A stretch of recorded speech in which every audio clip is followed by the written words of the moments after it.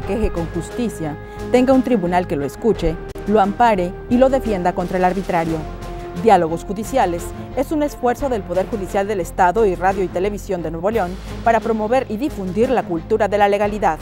Queda con ustedes el licenciado Mauro Zacarías Casimiro, moderador de Diálogos Judiciales. Comenzamos. Sean ustedes bienvenidos a una sesión más de Diálogos Judiciales aquí en el Poder Judicial del Estado de Nuevo León. Y bueno, este programa lo hemos dedicado a los derechos humanos y el juicio de amparo, dos reformas sustanciales de nuestro sistema jurídico. La verdad que es un tema de mucha actualidad y hemos invitado precisamente a las personas adecuadas para comentarnos esos aspectos que se dan desde la jerarquía de las leyes en nuestra nación, es decir, desde el ámbito federal hacia el local, hacia el municipal y bueno, ahora también en el grado de la convencionalidad, es decir, del ámbito internacional. Agradecemos mucho la presencia del magistrado Hugo Alejandro Bermúdez Manrique del Segundo Tribunal Colegiado en materia administrativa del Cuarto Circuito de la Federación. Muchas gracias, magistrado. Gracias, maestro, por invitarme. También nos acompaña el magistrado José Carlos Rodríguez Navarro, él también es magistrado del Segundo Tribunal Colegiado en materia administrativa. Muchas gracias. Muchas gracias por la invitación. Bueno, este tema de los derechos humanos se da, pues, obviamente, en todos los ámbitos de la vida jurídica de México, pero bueno, ¿qué es lo que cambia sustancialmente, magistrado? Si nos pudiera dar un poquito de una base para empezar este programa. Bueno, hubo una reforma importantísima publicada en junio de 2011 al artículo 1 constitucional. En esa reforma se estableció a lo que antes se les llamaba mal llamado garantías individuales, se estableció que eran derechos humanos y la Constitución señaló que en México a todas las personas se les deberían respetar los derechos humanos que la propia Constitución establece, pero además, y muy importante, aquellos derechos humanos que están contenidos en tratados internacionales o en instrumentos internacionales que el Estado mexicano ha suscrito. Entonces, ese es uno de los aspectos muy importantes de esta reforma, que se integra a la Constitución las convenciones internacionales en materias de derechos humanos y por supuesto eso implica que se amplía el catálogo de derechos humanos que la Constitución reconoce en favor de los mexicanos. Yo imagino que mucha gente que no es abogado, que nos está viendo en este momento, ha escuchado la cuestión de los derechos humanos por la actuación que tiene la Comisión Nacional y la Comisión Estatal precisamente en este ámbito, pero son cosas distintas, ¿no? Son actividades distintas. Ahora como que se judicializan los derechos humanos. ¿Es esto así, magistrado? Es una mayor medida de protección. Digamos que a diferencia de lo que sucedía con las comisiones de derechos humanos que concluían con una recomendación, ahora ya hay una garantía judicial, es decir, el ciudadano cuenta con que se dictará una sentencia que protege un derecho humano y que esa sentencia necesariamente debe ejecutarse, debe respetarse y debe cumplirse por todas aquellas autoridades que estén involucradas en ese cumplimiento, de tal suerte que es un reforzamiento de la protección a favor de los ciudadanos, de las personas, el reconocimiento de su dignidad como seres humanos y los correlativos derechos que esto integra, el derecho a la propiedad, el derecho a la salud, el derecho a la educación, en fin, un conjunto de derechos que tienen un reconocimiento en la Constitución, pero también en las convenciones y tratados internacionales. Fíjese que muchas veces la gente que obviamente no es abogado y que no está en este ámbito no tiene muy claro la idea de los derechos humanos, y yo creo que también muchos abogados tampoco tenemos ahorita muy clara la idea de los derechos humanos porque cambia también el modelo, ¿no? Antes teníamos un modelo que se llamaba, yo creo que positivista, es decir, lo que estaba en la ley era lo que te vamos a proteger. Y ahora se da un margen muy amplio, no sé si, magistrado, ahora se dice, todos los derechos humanos, todo lo que pueda proteger a la persona se van a considerar como derechos humanos y a lo mejor no están catalogados, es decir, a lo mejor no están descritos por la ley, eso sí, ¿verdad? Sí, primero, ¿qué es un derecho humano? Claro, es muy importante. Un derecho humano es toda aquella facultad o aquella prestación que el Estado reconoce a los seres humanos por el solo hecho de ser un ser humano. Claro. Es decir, si yo soy vida, tengo derecho a la vida. Si yo soy un ente pensante como ser humano, tengo derecho a mi libertad de pensamiento. Si yo soy un ser humano que tengo derecho a integridad personal, pues tengo derecho a la salud también. Claro. Entonces, todos los derechos humanos son aquellas facultades, aquellas prestaciones que por el hecho de ser un ser humano las tengo y por lo tanto el Estado tiene obligación de respetármelos. Sí, y ahora esto también se da bajo un lineamiento que es muy interesante, pero también que hay que estudiar lo que se llama lineamiento pro persona, ¿verdad? Que viene la reforma constitucional al artículo 1. ¿Qué significa esto, magistrado? Significa un problema jurídico de la mayor relevancia, sobre todo tratándose de la Constitución. Es un principio de interpretación. Tenemos nosotros textos legales y no es sencillo para ningún juez llegar a discernir cuál es su sentido. Claro. Entonces, a nivel constitucional se consagra un principio que permite optimizar los derechos humanos, permite protegerlos por vía de la interpretación, de la propia Constitución y de todo el ordenamiento jurídico nacional. Quiere decir esto que frente a 2 o 3 posibles interpretaciones hay que buscar la que sea más favorable al ciudadano, a quien es titular de estos derechos humanos.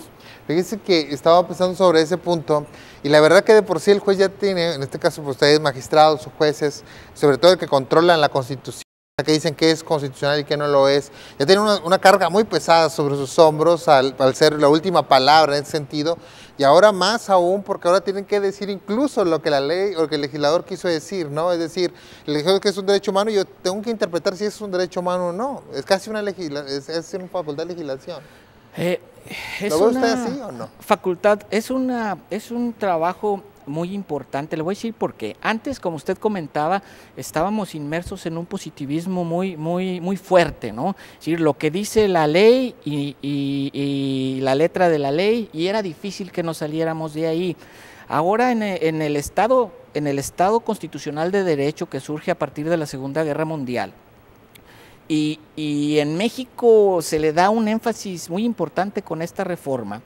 La Constitución es una Constitución que se debe manejar de diferente manera a la que la estábamos manejando. Claro, Deja de ser una Constitución con derechos que le llamaban programáticos o buenas intenciones, ¿no? El gobierno se le da un lineamiento que tiene una buena intención para la salud, o el gobierno tiene un lineamiento en la Constitución de una buena intención para procurar la vivienda digna, o para procurar un medio ambiente sano. No, ahora ya no debemos ver la Constitución de esa manera.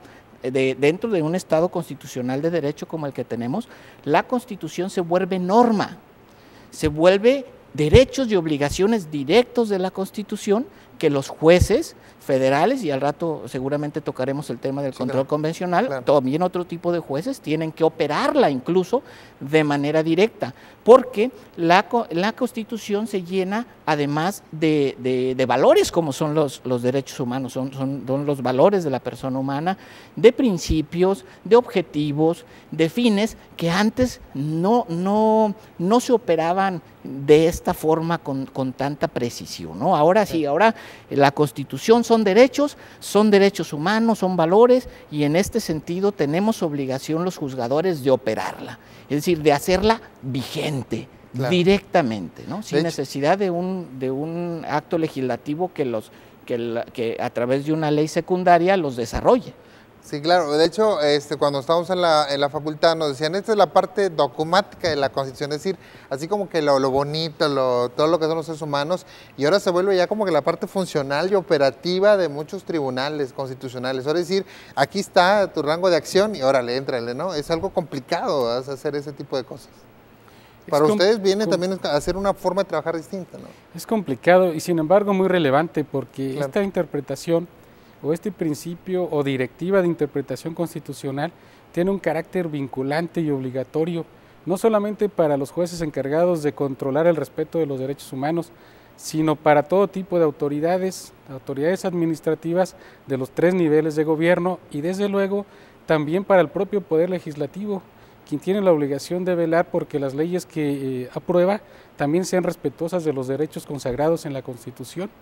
Entonces es un ejercicio que atañe a todo tipo de autoridades y que en particular en lo que se refiere al Poder Judicial de la Federación, pues significa un desarrollo importante de la argumentación jurídica, el desarrollo de un discurso jurídico de los derechos humanos que debe verse plasmado de manera concreta en una sentencia, porque esto finalmente debe repercutir en los ciudadanos que acuden a proteger esos derechos y deben ver esto reflejado en sentencias donde con claridad se aplique este principio de interpretación y que sea favorable a sus intereses cuando así proceda. Muy bien, bueno, vamos a hacer nuestro primer corte aquí en Diálogos Judiciales. Estamos hablando de los derechos humanos y del juicio de amparo. Más adelante hablaremos un poquito de esta interrelación que se da en esas dos grandes reformas que se han dado en nuestro país. Y como siempre, les invitamos a que conozcan nuestra página electrónica del Poder Judicial de la Federación, perdón, Poder Judicial del Estado de Nuevo León, que es www.pjenl.gov.mx. Ya me quiero hacer de la Federación también. Y también los invitamos a que conozcan la página de la Suprema Corte de Justicia de la Nación, www.scjn.gov.mx. Ahí pueden encontrar información de ambas instituciones, importantes referencias precisamente a lo que estamos hablando y que le pueden ser útiles en su vida diaria. Volvemos un instante con ustedes.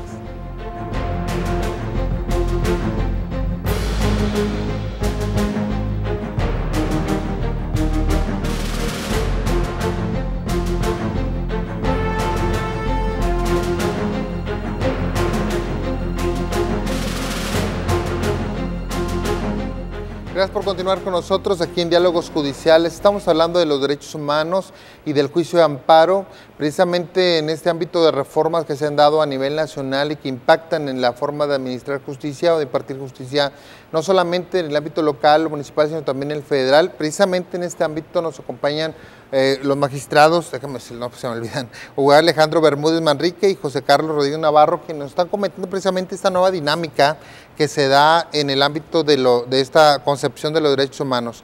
Esta nueva construcción, lo estamos viendo en el anterior episodio, la situación concreta es que ahora los magistrados o los jueces tienen que interpretar en favor de las personas qué es un derecho humano y si les beneficia, ¿no? Obviamente cuando esto tiene alguna violación a través de un acto de una autoridad. Sí, bueno, yo quisiera comentar que es una obligación de todas las autoridades del Estado. Sí. Es importantísimo que comprender que esta reforma constitucional desde la Constitución hacia todo el orden jurídico normativo y hacia toda la actividad de gobierno, ya sea legislativa, administrativa y judicial. Indudablemente la parte judicial pues tiene mucha relevancia, porque en esa parte pues se va a determinar y se van a decidir conflictos en relación con derechos humanos, ya sea en las instancias federales o en otro tipo de instancias. Esto viene a cambiar una dinámica de jerarquía, ¿no?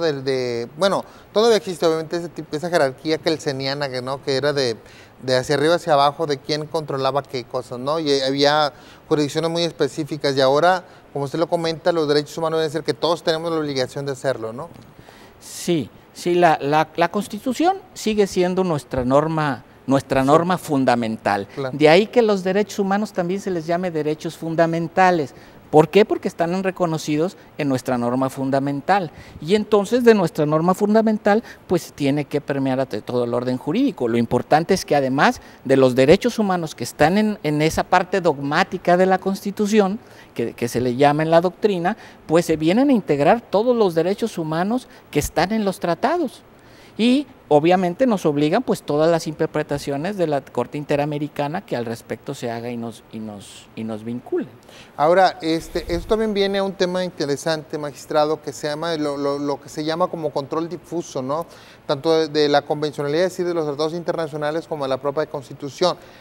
Hay un cambio de paradigma aquí, ¿no? Es decir, hay un cambio de ideas conceptuales respecto de que si los juzgados de los estados pueden interpretar o no la Constitución. ¿Es así? Es así. La reforma en materia de derechos humanos y en materia de amparo trae por consecuencia que los jueces los jueces que no son del Poder Judicial de la Federación, van a iniciar en el ejercicio de la interpretación basados en el principio pro persone.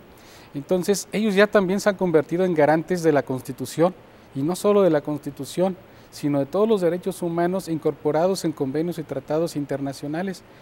A esto se le llama control difuso, y quisiera aclarar, no en el sentido de que sea ambiguo, difuso en el sentido de que ya no está concentrado solamente en los jueces y magistrados de amparo del Poder Judicial de la Federación, claro, sino que ahora también comparten esta responsabilidad los jueces locales, municipales inclusive, todo tipo de autoridad materialmente jurisdiccional y es importante destacar que el cumplimiento de esta obligación es de carácter ineludible, es forzoso, por más que tengamos que atravesar por un periodo de aprendizaje que debemos asimilarlo en el país, pero que compromete la responsabilidad internacional del Estado mexicano en su conjunto.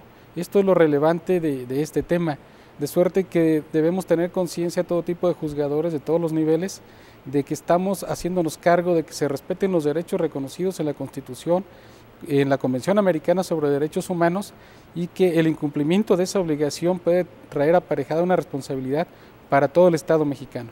Fíjese que dentro de este tema,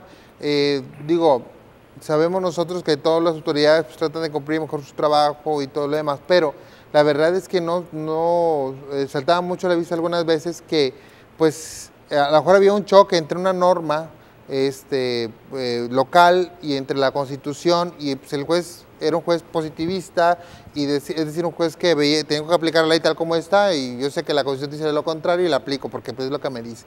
Pero ahora no, ¿verdad? Ahora viene a ser que también viene a ser como un garante, y tiene que estar revisando si eso, lo que está aplicando realmente es acorde a la Constitución.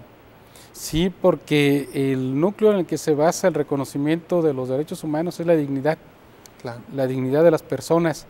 Entonces el juez ya está habilitado, el juez común, un juez de justicia administrativa, un juez civil, un juez mercantil, un juez penal, están habilitados para hacer un examen, una reflexión acerca de la ley que están aplicando, si esta ley es respetuosa de la dignidad humana y de todos los derechos que integran esta dignidad humana, de suerte que ya no se puede limitar a ser un mero aplicador de la ley. Tiene que llevar su ejercicio más allá. El punto técnico importante aquí a destacar es que no va a declarar una inconstitucionalidad como lo hace un juez federal. Sin embargo, sí va a llegar su ejercicio a la inaplicación o la desaplicación de la norma que en ejercicio del control de convencionalidad él estime que es contraria a derechos humanos.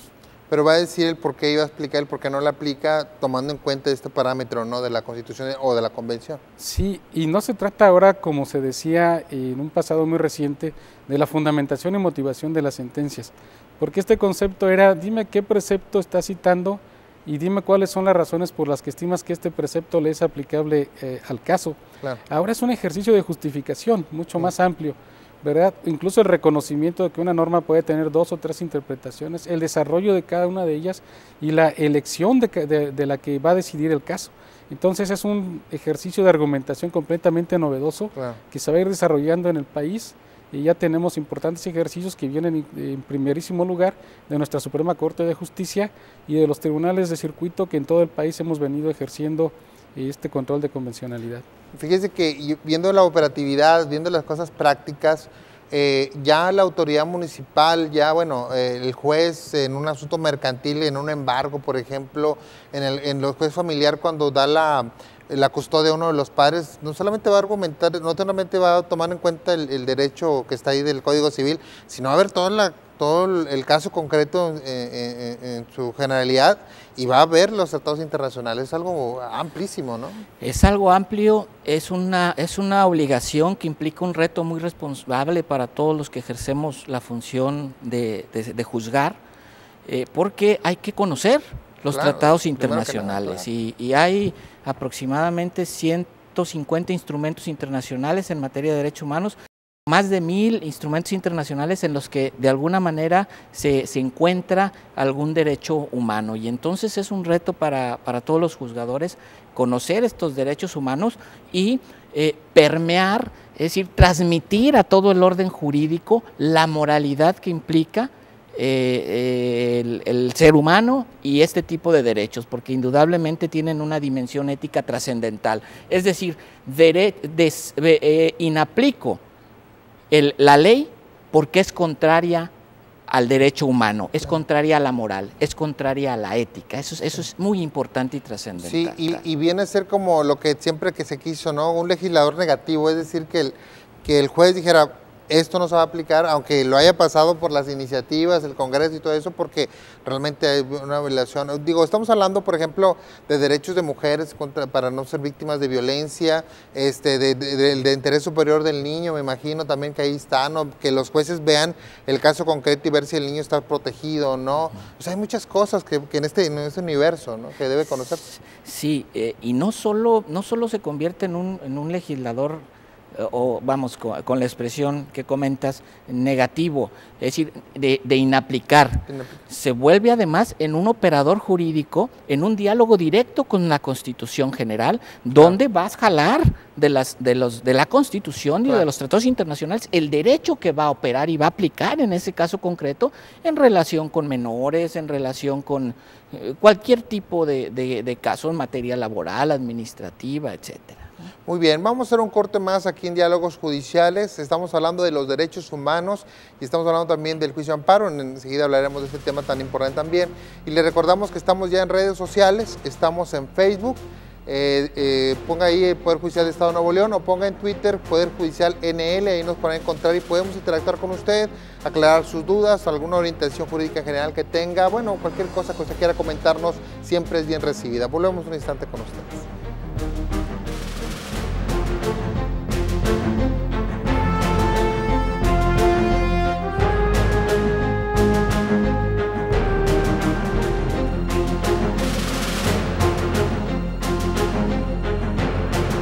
Gracias por continuar con nosotros aquí en Diálogos Judiciales. Estamos hablando de los derechos humanos y también del juicio de amparo.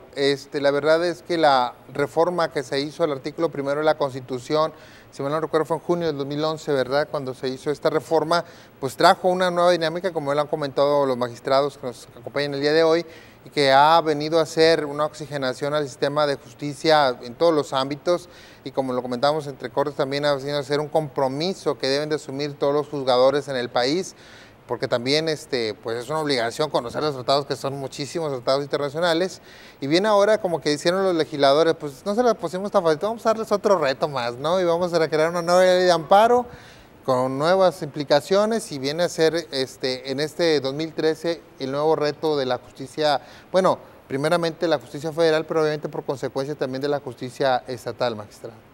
Ha venido irradiando esta reforma desde el Poder Judicial de la Federación, y desde luego con su máxima autoridad, que es la Suprema Corte de Justicia. En el caso del Poder Judicial de la Federación ha habido un periodo permanente de capacitación en materia de derechos humanos que se ha impartido a todos los juzgadores del país. Se ha extendido inclusive al personal como los secretarios, y hay cursos dirigidos a todo tipo de colaboradores que tenemos en los tribunales de la Federación. Esto es un avance. En materia de derechos humanos y control de convencionalidad en lo que se refiere a los tribunales del Estado, pues también vamos a ir viendo progresos y avances en la medida que se siga implementando esta reforma. Es importantísimo porque se trata de un tema de oportunidad. Es importante restañar o restaurar una violación de derechos humanos de la manera más inmediata posible. Muchas veces esta restauración llegaba hasta que se pronunciaba un tribunal colegiado en el juicio de amparo directo. Podría tratarse de 1, 2 o 3 años. Ahora el juez de primera instancia o el tribunal de segunda instancia ya tienen esa obligación. Entonces es una manera muy patente y objetiva de ver cristalizado el respeto de los valores que integran la Constitución como valores fundamentales de la convivencia de los mexicanos en un contexto internacional de protección de derechos humanos, porque estamos suscritos a la Convención Americana y desde luego reconocemos el carácter vinculante de las sentencias que dicte la Corte Interamericana de Derechos Humanos o su carácter orientador para todo tipo de jueces en nuestro país. Fíjense que la ley, el amparo, yo lo recuerdo a ustedes que el juicio de amparo es, pues yo creo que el ícono de la justicia en México, en la justicia, porque la verdad el juicio de amparo ha venido a unificar este gran país que somos, este mosaico cultural que conformamos todos los mexicanos, porque pues muchos dirán que no, pero la verdad es que no es lo mismo un regiomontano que un yucateco y un chiapaneco que un veracruzano, porque la verdad la cultura cambia y el país es rico en tradiciones. Entonces el juicio de amparo viene a ser este punto unificador, yo lo consigo así, de una forma muy personal, pero la verdad traer un nuevo juicio de amparo, porque la verdad es un nuevo juicio de amparo con una nueva concepción ahora a raíz de esta reforma de derechos humanos, viene a implicar también un cambio de concepción en primero que nada en los jugadores federales. Ustedes cómo, bueno, aparte que nos han comentado, magistrado, que hay una constante capacitación, imagino que también ofrece retos nuevos para ustedes, magistrado. Sí, sí, indudablemente. El legislador nos da esta reforma a derechos humanos del primero constitucional, Claro. y pues tendría que darnos el instrumento de protección de esos derechos humanos, porque de nada serviría y se convertiría en letra muerta si nada más estuviera el primero constitucional. La llamada garantía secundaria, ¿verdad? Exactamente. Entonces nos da esta garantía, que es el juicio de amparo, para que los gobernados, a través de ese juicio, cuando una autoridad vulnera sus derechos humanos, acuda a los tribunales de la Federación a reclamar amparo y protección respecto de la violación a ese derecho, para que se le restituya en el disfrute del mismo cuando cualquier autoridad, con un acto o con una omisión, incluso en relación con el legislativo, cuando hay producción de normas generales que le agravien, pueda acudir y defender ese derecho humano. Porque no valdría de nada esa reforma al primero constitucional si no nos dan el instrumento idóneo, claro, para defender esos derechos humanos. Pues sí, ese es el modo aplicador, vamos a decir, de esta reforma. ¿Cuáles son los principales cambios a su consideración que nos da esta nueva ley de amparo? ¿Qué es lo que cambia sustancialmente en este nuevo juicio de amparo, maestro? Bueno, hay un punto muy importante en esta nueva ley. Yo sé que son muchos, ¿verdad? Pero yo digo unos, sí, podemos tocar algunos. El interés legítimo, la posibilidad dentro de la reforma a la ley de amparo de que se legitime acudir al juicio constitucional aduciendo un interés legítimo. Antes únicamente se podía acudir para hacer procedente la acción de amparo a través del interés jurídico, y tiene sus diferencias, incluso en el tipo de derechos humanos que se protegen. Claro. El interés jurídico protege derechos que están en nuestra esfera patrimonial de cada ciudadano, por ejemplo, la propiedad, el derecho a tener un nombre, el derecho a la libertad de pensamiento, es decir, son derechos que en la teoría de los derechos humanos se le llaman civiles y políticos. Por ejemplo, políticos, derecho a votar y ser votado, claro, etcétera, claro, aunque estos se resuelven a través de una acción diferente ante el tribunales electorales. Claro, claro. Y el interés legítimo abre esa posibilidad. Antes, por ejemplo, cuando se reclamaba la violación al medio ambiente, el derecho a un medio ambiente sano no es un derecho que tengamos cada uno de nosotros como personas dentro de nuestro patrimonio jurídico, sino son derechos que se llaman difusos, que son derechos de la colectividad, son derechos de todos. Todos los que vivimos ahí tenemos derecho a que esté el ambiente sano. Todos los que viven en cierta comunidad tienen derecho a un medio ambiente sano. Y cuando un integrante de esa comunidad resiente un agravio porque con un acto o una omisión de una autoridad se vulnere ese derecho al medio ambiente sano, se le da posibilidad de acudir al juicio constitucional para que se le tutele ese derecho, lo cual antes no sucedía. Esos amparos eran improcedentes porque era un derecho que no estaba en mi esfera jurídica. Son derechos transpersonales, son derechos de la comunidad. O sea, me afectaba, pero no tenía yo modo de poder reclamar. Efectivamente, esos derechos eran, pues, digamos que casi eran programáticos en muchos sentidos en la Constitución, y se sobreseía precisamente por eso, porque no había un interés jurídico, se consideraba que eran programáticos y los juicios de amparo se sobreseían y no había tutela a esa gran parte de derechos humanos sociales, culturales y económicos, que ahora sí. Entiendo que ahora el juicio de amparo abre esa entrada, o sea, dice, bueno, todo el que quiera reclamar esto, que tenga ese interés legítimo, que por ser miembro de una colectividad puede venir a través del juicio de amparo y obtener, en su caso, el reconocimiento de ese derecho que se le está violentando y siempre va a ser contra un acto de autoridad, ¿verdad? Tiene que ser contra un acto que haya cometido o que haya hecho alguna autoridad, incluso un hecho o una omisión ahora ya también, ¿verdad? Así es, tratándose de omisiones, es relevante destacar que son omisiones de las autoridades al cumplimiento de sus deberes. Claro. De suerte que el amparo procede porque la omisión causa un perjuicio. De realizarse la conducta que la ley prevé como obligatoria para la autoridad o que la coloca dentro de las facultades de esa autoridad, esto podría modificar de manera favorable la esfera jurídica del particular. Y esto es completamente novedoso en la reforma porque se permite que un ciudadano pueda denunciar un agravio por una omisión, es decir, por el incumplimiento de un deber. Por otra parte, se amplía también la protección constitucional tratándose de amparos colectivos, porque se trata ya de un colectivo identificable que resiente un agravio común, una afectación común, nos dice la ley de amparo. Esta afectación común podría ser, por ejemplo, un decreto expropiatorio. Podría ser que se emita un decreto expropiatorio para una persona y para otra persona y para otra persona. Entonces, vamos a la línea del metro y vamos a expropiar estos terrenos y a lo mejor no son los que deberían haber expropiado. Y podría ser que fuese uno al amparo y no los demás, o que cada quien de modo particular estuviese defendiendo su propiedad. En este caso ya se puede tramitar una demanda colectiva para que la solución sea única y se garantice que no haya sentencias contradictorias, se garantice un pronto cumplimiento de lo que se decide en la sentencia.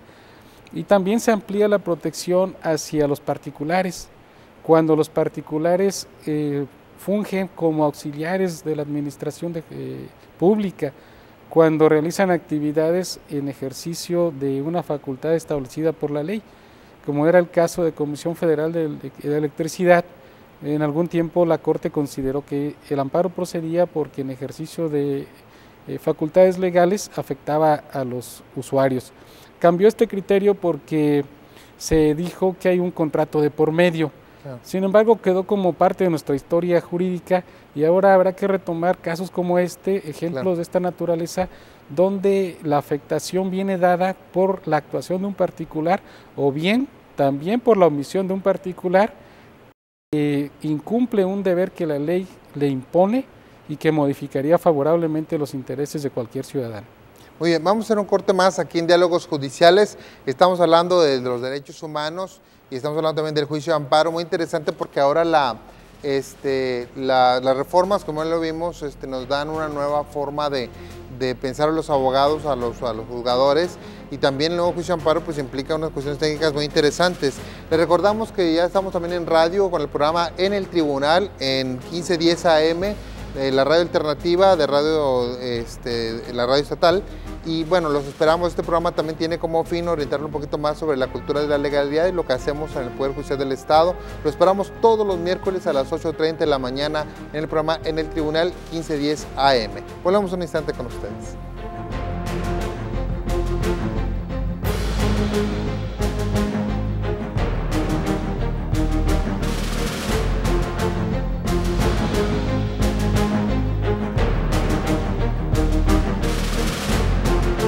Gracias por continuar con nosotros en Diálogos Judiciales. Estamos hablando de los derechos humanos y del nuevo juicio de amparo. Precisamente este nuevo juicio de amparo es una nueva forma a la luz de la reforma constitucional en derechos humanos, pues es una forma de juzgar, una nueva forma de llevar a cabo este análisis constitucional y convencional también en algunos casos, pero estamos hablando porque me parece muy interesante el concepto del interés colectivo, ¿no?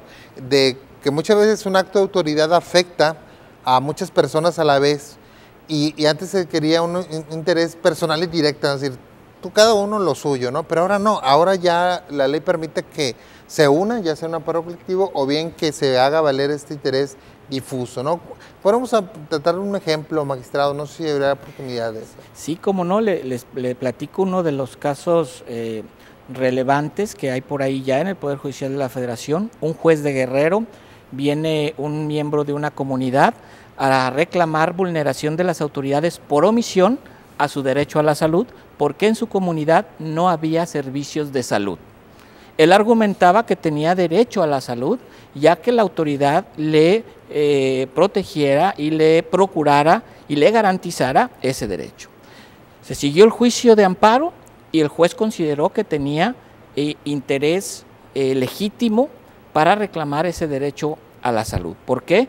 Porque él era miembro de esa comunidad. Este derecho a la salud es de todos, que después cuando se altera en un individuo se puede convertir en particular, ¿no? Pero aquí era un problema de la comunidad, donde toda la comunidad tenía problemas en relación con su derecho a la salud, porque no había ninguna clínica, ni ningún consultorio médico, ni medicinas para la población. Entonces se va al amparo y el juez constitucional considera, con este interés legítimo, que se está, por una omisión de una autoridad de no procurar el derecho a la salud, vulnerándole este derecho a la salud, y por lo tanto ordenó en la sentencia del amparo que se construyera esta clínica o que se diera servicios de salud a través de una implementación de gobierno en esa comunidad. Entonces, fíjese nada más el impacto que tiene estas reformas. Antes, ¿qué se decía? No tienes interés jurídico. Sí. O sea, si tú no vienes diciéndome que estás malo y que te afectaste y me acreditas y que te negaron el servicio. Y que, etcétera, pues no, esos amparos se sobreseían porque no había ese interés legítimo reconocido como ahora. Y ahora no. Ahora opera el interés jurídico en estos casos. ¿Y qué hubiera sido un amparo colectivo? Bueno, si se vienen 15 miembros de esa comunidad, sí, en vez de que venga uno, venga todos. Pueden. Ahora sí, es importante mencionar que la acción colectiva no cambia el principio de interés de parte y de relatividad de las sentencias. Tiene que ir el miembro de la comunidad que ha sido afectada, claro, ¿verdad? Y que como consecuencia de estar él o pertenecer a esa comunidad, pues se afecta. La consecuencia no es erga omnes, sino también será relativa, como efecto directo del amparo, aunque se beneficia a toda la comunidad. Eso es lo que iba a decir, pero el efecto operativo es amplio, es para todos. El efecto indirecto sí, finalmente en la mayoría de los casos puede ser así. De hecho, pero también yo veo algo muy interesante aquí, es un poder inmenso para el juez. Es decir, que el juez pueda ordenar eso implica que la autoridad, y porque también déjame decirles que la ley de amparo se puso un poquito fuerte en el cumplimiento de las sentencias de amparo, que también debería decir que estoy en vías de cumplimiento y que ahí la llevo y ahora a cumplir. Es parte de la cultura de la legalidad, claro, de la constitucionalidad y de la convencionalidad en este caso. Es una nueva forma de entender nuestra convivencia. Me parece eso es lo relevante. No es la ley de amparo tan rígida, tan dura, no, es una ley flexible. ¿Qué es lo que viene a exigir ahora de los juzgadores? Prudencia, claro. Autolimitación y al mismo tiempo valentía. Sí. La valentía que se requiere para sostener la protección de un derecho humano, pero en el ámbito de la concordia, de la pacificación, porque los derechos humanos establecen principios de orden, no es una anarquía. Y el juzgador es el primero interesado en velar porque haya una labor de pacificación a través de la sentencia, de restauración de derechos para evitar un problema de desajustes sociales. Es inmenso el poder y al mismo tiempo muy acotado. No puede el juzgador ir más allá de lo que jurídicamente, políticamente y lo que su conciencia y la mesura le indican. Así que sí es poder, pero un poder constitucional. Al final de cuentas está dentro de ese sistema de pesos y contrapesos, ¿verdad? Porque el juez tiene que hacer valer, está haciendo valer lo que ya el legislador hizo en su momento, o sea, no está construyendo algo nuevo, sino siempre está interpretando lo que ya estaba, pero como quiera lo traduce en cosas prácticas, que al final de cuentas es muy importante, ¿no? El juez tiene que también ser una persona que siente socialmente las problemáticas, es decir, por ejemplo, en este caso el juez de Guerrero, que ve esto, pues ve la deficiencia que existe ahí, ¿no? Y tiene que ver el aspecto social. Porque también tuvo que haber analizado, me imagino en ese caso, si realmente había esa carencia, ¿no? Claro. No sería lo mismo que lo dijéramos en una zona urbana como Monterrey, en ese sentido, ¿no? Claro, sí, es muy importante, vamos, sobre pretexto de proteger un derecho humano, no puede uno colapsar el orden jurídico, ¿no? Claro, claro. De repente por ahí cuando iniciaba esto, algunos jueces hacían a un lado presupuestos procesales, por ejemplo, porque había, es decir, ya era una acción prescrita. Bueno, aunque esté prescrita, como hay un derecho humano, le daban curso a la acción. No. Esto incluso la Corte ya lo precisó en algunas tesis que tiene por ahí, en el sentido de que no, sobre pretexto de proteger derechos, no debemos colapsar el sistema. Hay que dar seguridad jurídica y los presupuestos procesales, muy excepcionalmente, pueden verse afectados por un derecho humano que haya sido violentado, ¿no?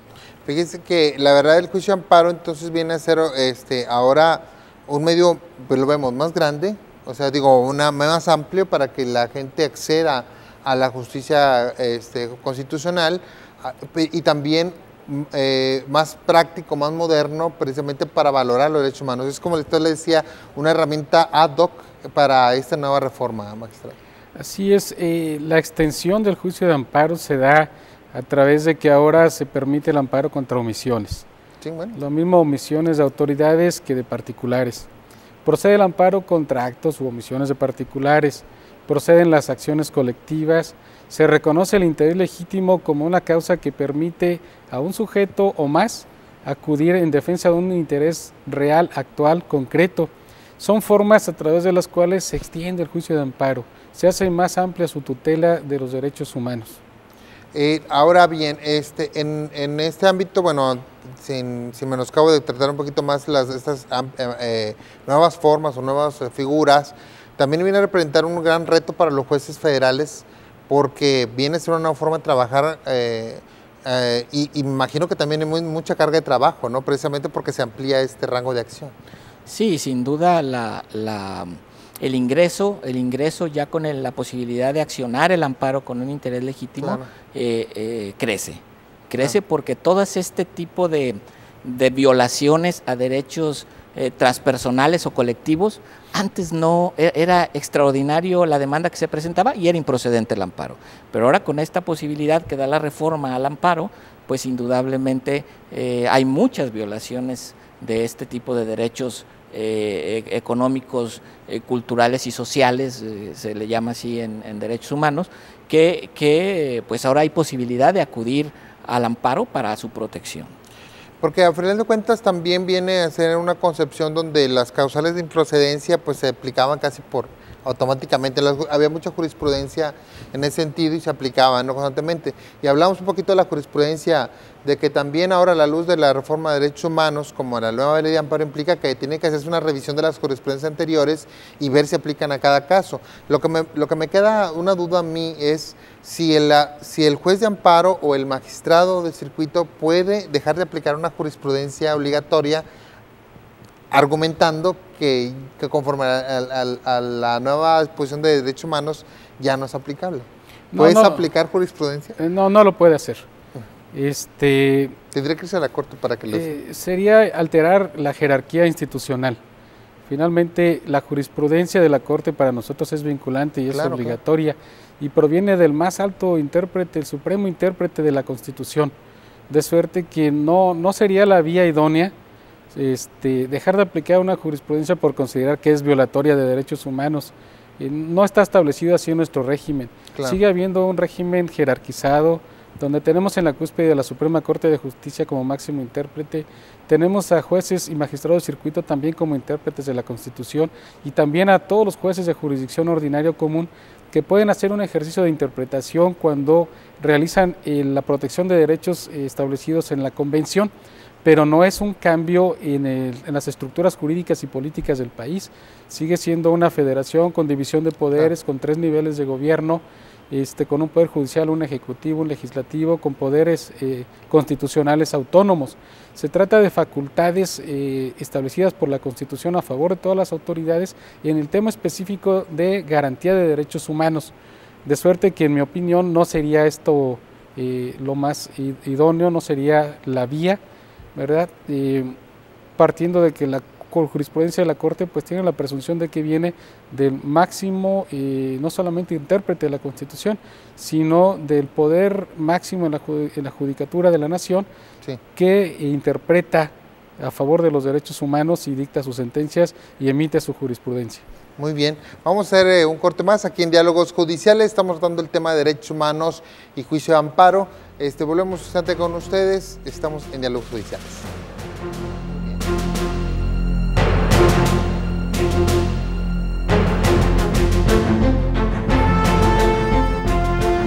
Gracias por continuar con nosotros aquí en Diálogos Judiciales. Estamos hablando del juicio de amparo y los derechos humanos.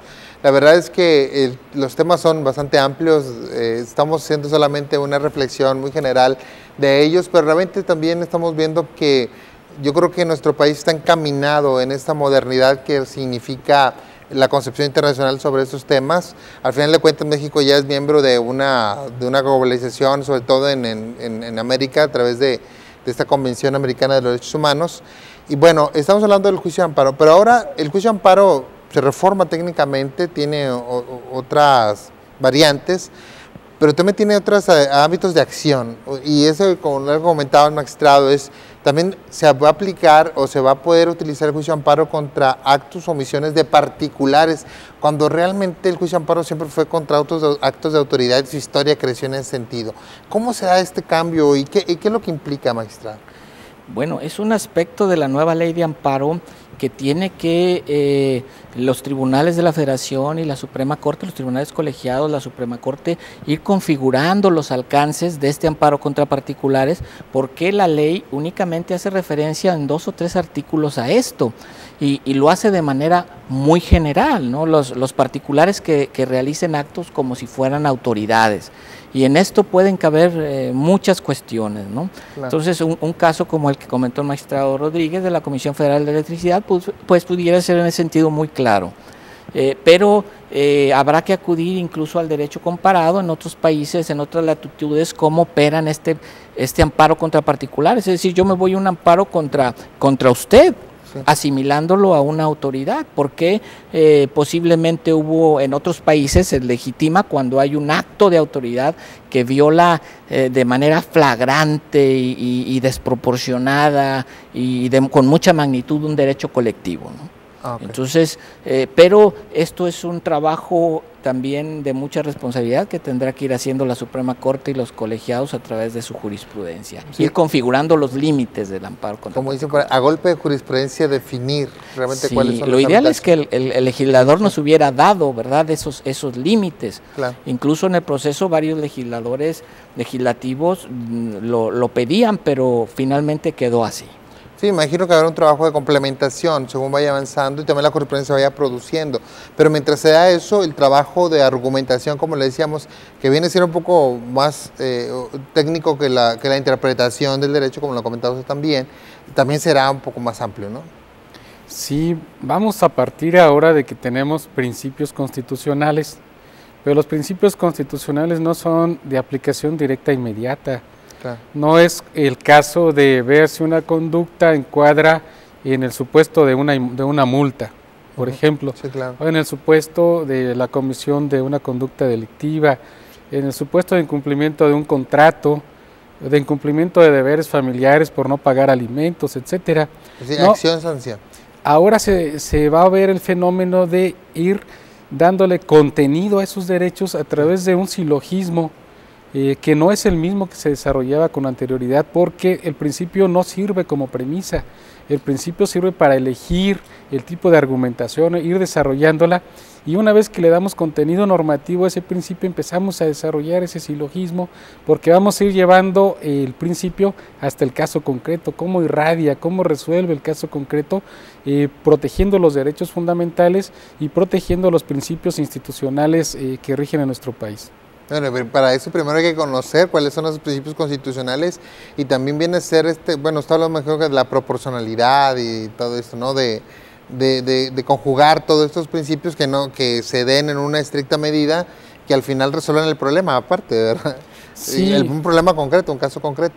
Así es, y el tema de los principios y de cómo los vamos a razonar tiene que ver con que a veces colisionan unos con otros, unos claro, derechos con otros, y entonces vamos a buscar el menor sacrificio de uno de ellos. Pues primero porque todos tienen el carácter de ser universales, porque no se puede sostener un principio sin afectar a otro, lo que significa la interdependencia. Debemos progresar en la tutela de estos derechos humanos. En fin, son principios interpretativos que nos van a permitir hacer un ejercicio de ponderación, de concretización de los principios a los casos particulares y concretos. Cada autoridad deberá hacerlo en el ámbito de sus competencias, conforme a los procedimientos que tenga establecidos y las facultades que tenga a su favor. Esto es lo importante, de suerte que habrá una universalidad de discursos, el discurso de la autoridad administrativa, el discurso de la autoridad judicial, el discurso del poder legislativo, el discurso del foro, que es tan importante, que lleve planteamientos en sus demandas, en sus peticiones, donde venga argumentando, no solamente invocando un derecho humano o la violación de un derecho humano, sino que nos venga dando las razones por las cuales estima que esto es así. De suerte claro, que vamos a desarrollar un importante ejercicio de interpretación, vamos a desarrollar aún más la teoría de la interpretación y la argumentación constitucional y legal. Muy bien. Yo creo que también para la cuestión de la reforma hubo cosas que se quedaron para algunas personas en el tintero, como el principio de relatividad de las sentencias. Es decir, hubo un en el sentido de que el juicio de amparo, pues estableciendo que es inconstitucional una norma, un acto, pues debería afectar generalmente a todos, porque ya dijo un juez constitucional que está en contra de la Constitución, ¿no? Pero sigue diciendo, nada más va a beneficiar al que promueve el amparo. Ahora, bueno, trae ahora el amparo colectivo y eso pues, para que hacerlo más amplio. Pero todavía siguen manifestándose ese principio, es decir, el juicio de amparo mantiene cierta naturaleza todavía, ¿no? Sí, indudablemente el principio de relatividad de las sentencias de amparo se conserva, es decir, que únicamente beneficia a quien lo promovió. Claro. A quien promovió. Se afectó a 5,000, si uno promueve el amparo, nomás a ese le beneficia. Sí.